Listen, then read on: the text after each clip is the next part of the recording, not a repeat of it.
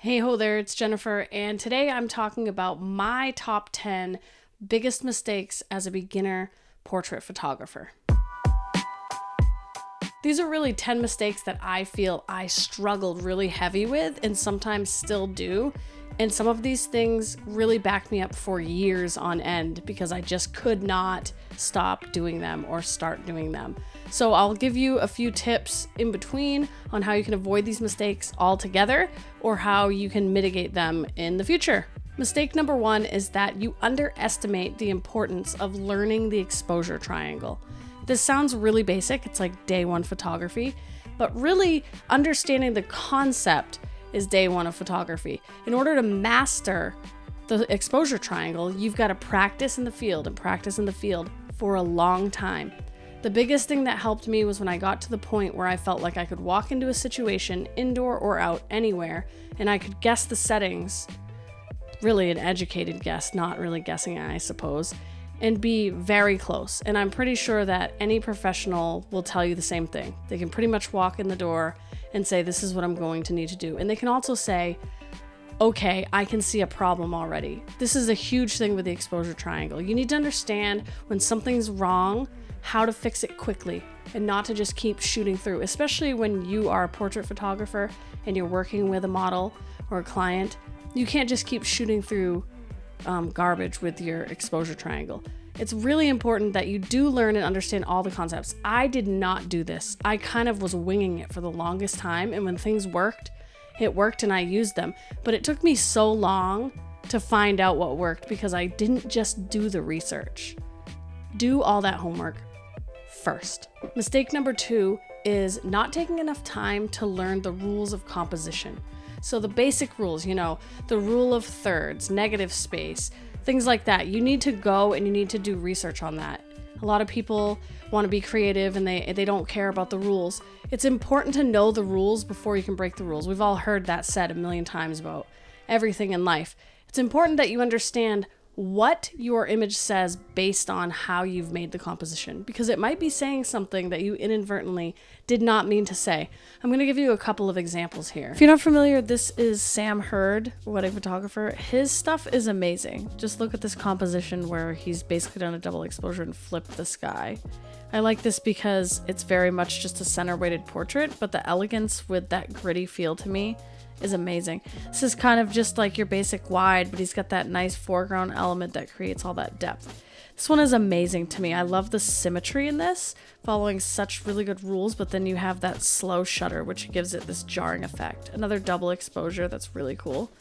This one stops me in my tracks when I see it. Just the way he's cut the frame in half like that, it's so jarring. That's what I love about how he's such a rule breaker with his images.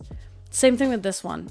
I love the elegance and also the gritty urban part, but just having the groom like walking by out of focus like that, it just really grabs me. Same thing here, like half the image is foreground element of tree, and the color contrast between the green and the red is absolutely insane to me. Number 3 is a huge one for me, and that is that you either skip posing or you wing it, basically. This is something that I also struggled with for a long time. There's kind of like multiple or a couple different viewpoints on this. Some people will head to a wedding or a shoot with like 5 or 10 specific poses in mind that they're going to bring out every single time, no matter who the person is. And some people just, I think, don't believe in that. The problem is the people that you're shooting, they don't know what they're doing. So if you don't have kind of your go-to poses in your mind, it can be really tough. Obviously, if you're doing a creative project and you have time and you just want to kind of go with the flow and figure things out and try to do something more creative or unique, that might be the time. But when you're working with a paid client, or even if you're just practicing to get your portfolio so that you can get paid clients, you've got to know some posing. You've got to memorize and practice at least 5 basic poses. And I didn't do this for the longest time because I felt like everyone was kind of using similar posing. But the problem is there's only so many things you can do with your body in a shoot with a couple, whether it's a wedding or engagement, those types of shoots. There's really not a ton of stuff that you can come up with that's going to be unique. So get on YouTube and find the poses that you like. Study them, learn them, practice them, and get them down. Fourth mistake is kind of a segue from posing, which is that you lack confidence at the shoot, and then that makes the model or the client feel uneasy. This is something we've all done. This isn't something that you can just do automatically. This takes time.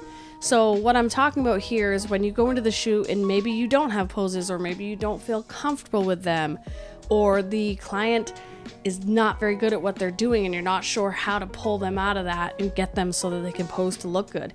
If they can feel that vibe coming off of you, your pictures are going to be terrible. They're going to feel bad about themselves. They're going to feel really uncomfortable, and they're not going to be able to execute those poses to make those photos. You really need that person to be able to take direction from you and to help make that photo come alive. My tip for this is come prepared, know a few poses, but also feel comfortable enough when something's not working just to change it or to move on.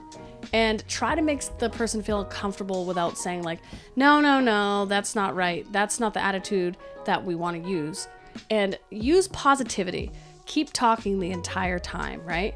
Because those images in between are going to be the best ones.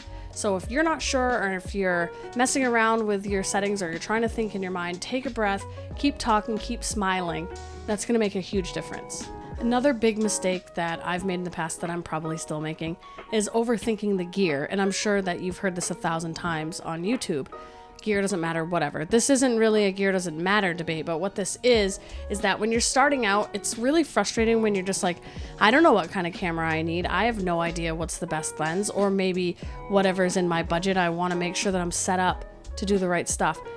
Whatever you have is what you have at the current moment. So what you need to do is look into your camera and your lens. And if you don't know enough about it, find out its limitations, find out why it's good for portraiture, find out why it's not, and what you might need to do to either upgrade or change it, or maybe you can work with it. But for me, it was like trying out too many things and researching too many things instead of getting out there and shooting. Because what's going to happen is if you're asking people on the internet, what kind of camera should I buy?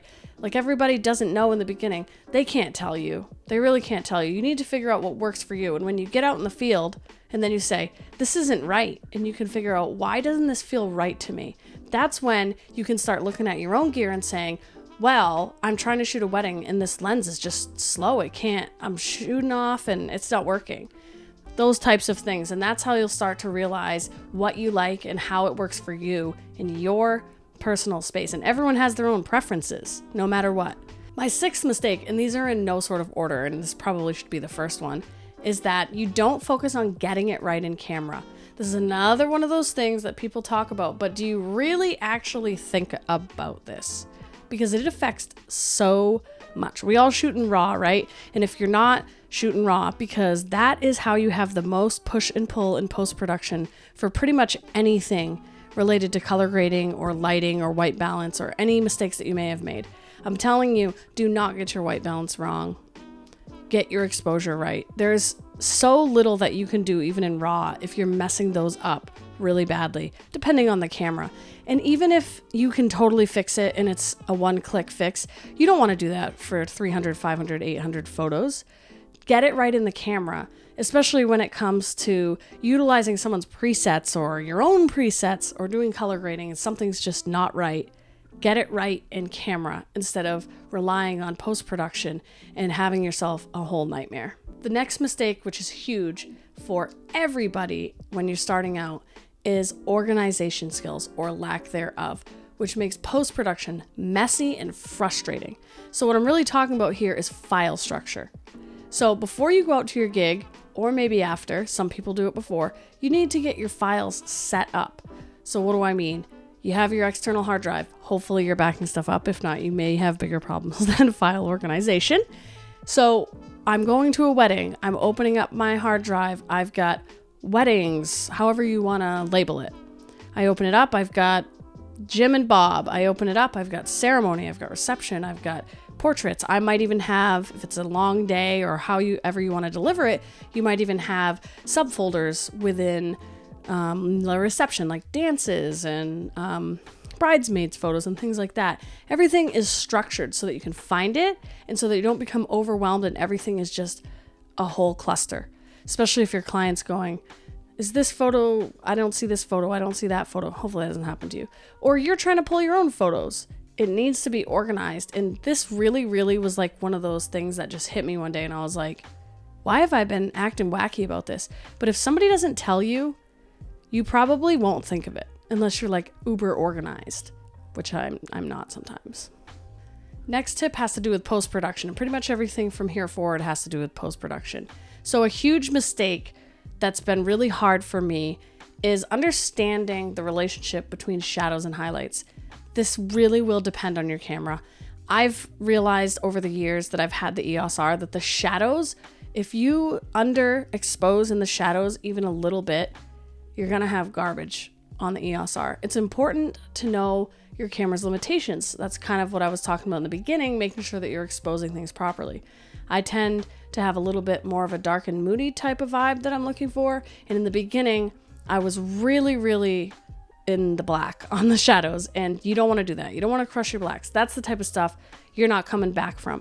Huge mistake. People blow out the highlights. Obviously, things happen. You're in the bright sun. You're shooting in a room with windows. That's not really what I'm talking about. What I'm saying is understanding how your camera handles shadow and highlight and making sure that you can understand that relationship when you get to post-production and in your camera when you're shooting. The next mistake is relying on presets. I actually am a believer in presets, so I'll explain what I mean. Sometimes in the beginning when you don't know how to color grade and you really don't know what you're doing in Lightroom, you're like, I'm just going to use this awesome preset that this person made. Sometimes you put it on there and you're like, wow, that's fantastic. Other times you put it on different photos or you try different presets and you're like, why does this look like garbage? You're looking at their work that they've posted where you purchased their presets and you're going, these look amazing. I want my photos to look amazing. The problem is if you're not getting it right in camera, if you're not understanding the shadows and the highlights, and you aren't taking good photos, they don't work. That's kind of how it is with presets. And when I say good photos, I mean some of these presets might not be made for the type of photos that you're doing.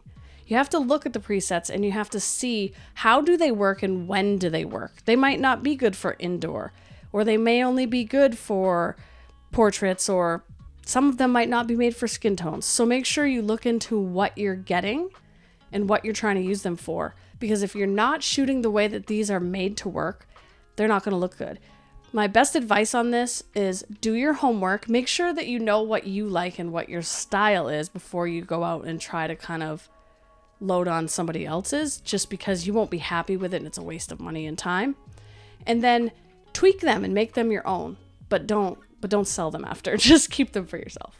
So last mistake, which is one that I'm honestly still struggling with all the time because I have too many ideas, is lack of consistency across images when it comes to color and style. And that's for your portfolio, and it's also for maybe your socials. You know, a lot of people talk about your grid looking good on Instagram. I've sort of bought into that at times, and other times I haven't. I think that it depends on the person. I tend to be very creative and kind of wacky and all over the place, and I embrace that about myself. I've always been that person. It does tend to be really difficult for me to be overly consistent, and that's kind of hard because when you're trying to work with clients, they're kind of looking for that consistency because they want to be able to trust you. They know what they're doing. They can deliver the product that I'm looking at. Well, this wedding looks completely different than this wedding, and that can mess with trust with a client. So it is important to define your style, at least within a niche, and then try to stick with that. And that's all going to come down to your editing style and how your workflow is. Biggest piece of advice I can give on this is kind of try to stay away from like wacky different styles. Like today I'm over here checking out these warm tones with this kind of crazy looking greens, and then over here today I'm doing a darker set with really muted greens. That's basically where you're gonna find that nothing's looking consistent. If you're a beginner, or even if you're not a beginner, I've been at this for a long time and I've struggled with some of these things in the past, and I still struggle with some of them today. I like to talk about it to keep myself kind of accountable for my own mistakes and moving forward and trying to be better. So hopefully some of that will help you. If you have any questions, feel free to hit me with them. If you'd like to add anything, feel free. Again, these are just sort of 10 things that I kind of came up with that I think about all the time that I've struggled with over the years. And these are the types of stuff that you're just like, one day it just hits you and you just get it. And that is when the change happens and when everything starts to become clear and you start feeling like, maybe I actually do know what I'm doing. So I wish you luck on that, and I'm sure that your photos are going to get so much better and you're going to be really happy. Peace!